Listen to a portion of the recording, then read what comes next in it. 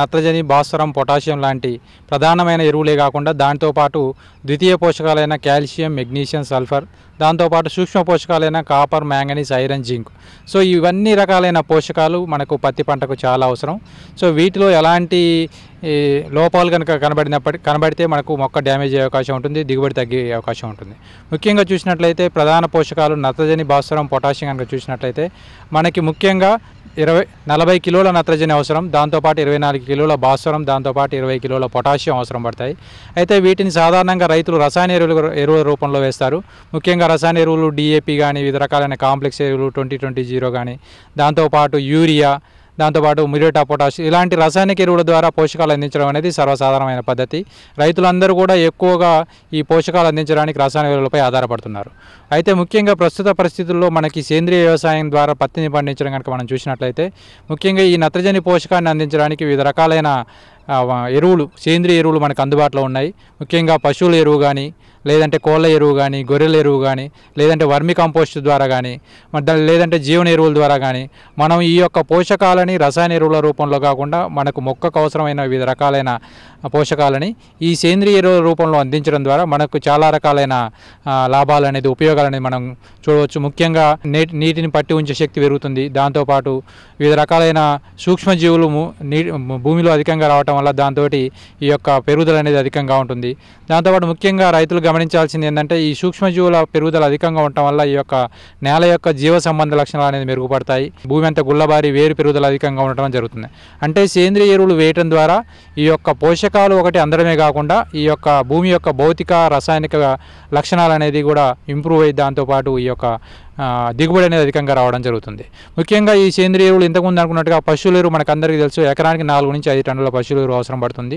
So ఇది మనకి విత్తనం పెట్టే ముందు మనకి పశువుల ఎరువు వేసుకుంటాము. దీంతో మనకు ఒక 100 కేజీల పశువుల ఎరువులో మనకి 1 కేజీ వరకు కూడా నత్రజని మనం అందుబాటులో ఉంటుంది. దాంతోపాటు 0.5 కేజీ భాస్వరం అందుబాటులో ఉంటుంది. పొటాషియం కూడా 1 కేజీ వరకు అందుబాటులో ఉంటుంది.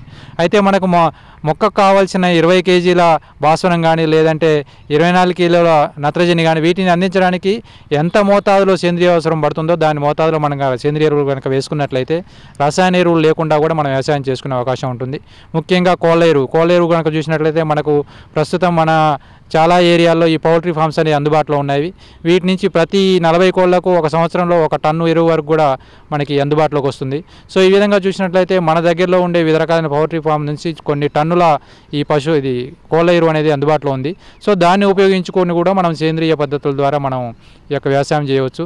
దాంతోపాటు గొర్రెల ఎరువు, దాంతోపాటు వర్మీ కంపోస్ట్. సో మనం ఏదైతే పంటల్లో కనుక వచ్చిన వివిధ రకాలైన వ్యర్థాలు ఉన్నాయి, ముఖ్యంగా వరి పంటలో అయితే వరి పొట్టు కానీ, గడ్డి కానీ, పత్తి పంటలో అయితే పత్తి కట్టె కానీ, కంది పంటలో అయితే వివిధ రకాలైన చెత్త, వేర్లు ఇవన్నిటిని కూడా మనం వ్యవసాయ వ్యర్థాలను తగలబెట్టకుండా వాటి నుంచి వర్మి కంపోస్ట్ తయారు చేసుకొని వాటిని కూడా మనకి పంటలకు వేసుకున్నట్లయితే కూడా ఈ రసాయన ఎరువులకి ఆల్టర్నేట్గా మనము ఈ యొక్క సేంద్రియ ఎరువులను వాడుకునే అవకాశం ఉంటుంది. ముఖ్యంగా వర్మి కంపోస్ట్లో అయితే మనకి మిగతా రకాల సేంద్రియ ఎరువుల కంటే కూడా అధికంగా పోషకాలు ఉండటం వల్ల మనకి పెరుగుదల అధికంగా ఉంటుంది. ఇది ఎకరానికి మనకు 2 టన్నుల వరకు కూడా అవసరం పడుతుంది. జీవన ఎరువులు చూసుకున్నట్లయితే ఇవి ఒక సూక్ష్మజీవుల సముదాయం. సో వీటిలో ముఖ్యంగా నత్రజని కరిగించే జీవన ఎరువులు ఉంటాయి, భాస్వరాన్ని కరిగించే జీవన ఎరువులు ఉంటాయి, అలాగే పొటాషియం, జింకును కరిగించే జీవన ఎరువులు ఉంటాయి. సో వీటన్నిటికంటే ముఖ్యమైన నత్రజని స్థిరీకరించే జీవన ఎరువులు. సో దీంట్లో ముఖ్యంగా మనకి అజటోబ్యాక్టర్ కానీ, అజోస్పరిల్లం కానీ మనకు పత్తి పంటకి వాడుకోవచ్చు. వీటిని ముఖ్యంగా 1 కేజీ జీవన ఎరువుని 100 కిలోల పశువుల ఎరువుతో కలిపి మనం ఎప్పుడైతే విత్తనం వేసే ముందు దిక్కులు కనుక వేసుకున్నట్లయితే మనకు ఎకరానికి 20-30 కిలోల వరకు కూడా నత్రజని పోషకాన్ని మనం అందించడం వల్ల అవుతాం. అంటే అది ఈక్వల్ టు ఒక DAP బ్యాగ్ వరకు మనం నత్రజని అందించే అవకాశం ఉంటుంది. సో అందువల్ల ఈ యొక్క జీవన ఎరువుల సముదాయాన్ని మనం పశువుల ఎరువులతో కలిపి మనము పంటకు వేయడం ద్వారా ఈ యొక్క సేంద్రియ పదార్థాన్ని రూపంలో మనం అందించే అవకాశం ఉంటుంది.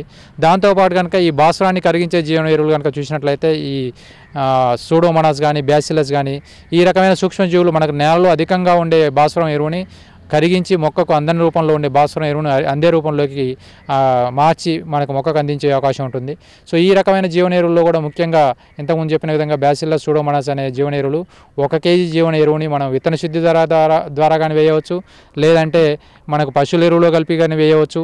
సో వివిధ రకాలుగా మనం ఈ జీవన ఎరువుల్ని ఏదో ఒక రూపంలో మనకు మొక్కకు అందించినట్లయితే మనకు నేలలో ఆల్రెడీ అధికంగా ఉండే ఈ భాస్వరాన్ని కరిగించి మొక్కకు అందిస్తుంది. అంటే మనం రసాయన ఎరువులు వేయకుండానే నేలలో ఉండే భాస్వరాన్ని కరిగిస్తుంది కాబట్టి ఇదొక రకమైన మంచి పద్ధతి. దీంతోపాటు ఇంతకుముందు అనుకున్న విధంగా ఈ యొక్క పొటాషియంని, జింకుని కరిగించే సూక్ష్మజీవులు కూడా వివిధ రకాల రూపాల్లో, వివిధ రకాలైన జీవన ఎరువుల రూపంలో మనకు అందుబాటులో ఉన్నాయి. వాటి ద్వారా కూడా ఈ పొటాషిని, జింకుని మనం మొక్కకు అందించే అవకాశం ఉంటుంది. దాంతోపాటు ఈ సేంద్రియ పదార్థాన్ని విచ్ఛిన్నం చేసే సూక్ష్మజీవులు అంటే డికంపోజింగ్ సూక్ష్మజీవులు కూడా ఇప్పుడు ప్రస్తుతం జీవన ఎరువుల రూపంలో, వేస్ట్ డికంపోజర్ల రూపంలో అందుబాటులో ఉన్నాయి. సో వాటిని కూడా మనం వాడుకున్నట్లయితే ఈ యొక్క వేస్ట్ పదార్థాలను, ఏదైతే పంట వ్యర్థాలని వీటి ద్వారా కుళ్ళించి వాటి ద్వారా కంపోస్ట్ తయారు చేసుకొని మనం పంటకు అందించే అవకాశం ఉంటుంది. అంటే ఇప్పుడు చెప్పుకున్న విధంగా ఏదేని జీవన ఎరువు కానీ, పశువుల ఎరువు కానీ, కోళ్ళ ఎరువు కానీ, గొర్రెల ఎరువు కానీ, లేదంటే వర్మీ కంపోస్ట్ కానీ, వీటన్నింటి రూపంలో ఏదో ఒక రూపంలో మనం సేంద్రియ ఎరువులు కనుక వేసినట్లయితే ఈ యొక్క మొక్కకు కావాల్సిన పోషకాలు, పత్తి పంటకు కావాల్సిన పోషకాలు అనేది మనం అందించే అవకాశం ఉంటుంది. అంటే ఈ రసాయన ఎరువులపై పెట్టే పెట్టుబడి కూడా, సో పత్తి పండించే ప్రతి రైతు కూడా 5,000 నుంచి 6,000 వరకు కూడా రసాయన ఎరువులపై ఖర్చు పెడుతున్నారు. సో ముఖ్యంగా కాంప్లెక్స్ ఎరువుల పైన ఎక్కువగా డిఏపి లాంటి కాంప్లెక్స్ ఎరువులపై కూడా ఎక్కువగా ఖర్చు పెడుతున్నారు. సో వీటన్నింటినీ ఖర్చు తగ్గించుకొని నేల యొక్క భూసారాన్ని పరిరక్షించుకొని నేలలో ఉండే యొక్క సూక్ష్మజీవుల యొక్క సంఖ్యను కానీ పెంచుకోవాలంటే కూడా, మనకు కాలుష్యాన్ని తగ్గించుకోవాలంటే కూడా మనం వేసే పోషకాలు అనేది ఈ యొక్క సేంద్రియ ఎరువుల రూపంలో వేసినట్లయితే మనకి దిగుబడులు తగ్గకుండా మనకు యొక్క నేల యొక్క భూసారాన్ని పరిరక్షించుకునే అవకాశం ఉంటుంది.